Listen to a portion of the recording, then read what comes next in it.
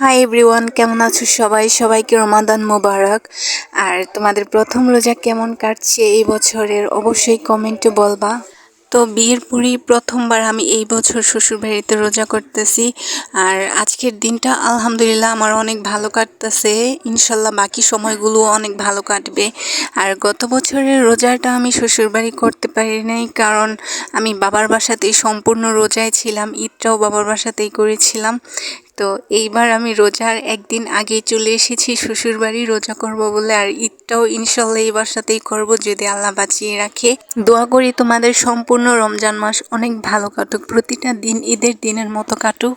এই রমজান মাসের উসিলায় যেন আল্লাহ তাআলা সবার মনের ইচ্ছে এবং দোয়ার স্বপ্নগুলো পূরণ করে, সাথে যেন আমার স্বপ্ন এবং দোয়াগুলো পূরণ হয়। সবাই আমার জন্য অনেক অনেক দোয়া করবেন। আর এই রমজান মাসে আল্লাহ তাআলা কাউকে ফিরিয়ে দেবে না ইনশাল্লাহ। রমজান মাসটা প্রত্যেকটা মুসলমানের জন্য অনেক হাসি খুশি এবং আনন্দের একটা মাস। তো আজকের এই ভিডিওটা এ পর্যন্তই, আবার আসবো নেক্সট কোনো ভিডিও নিয়ে।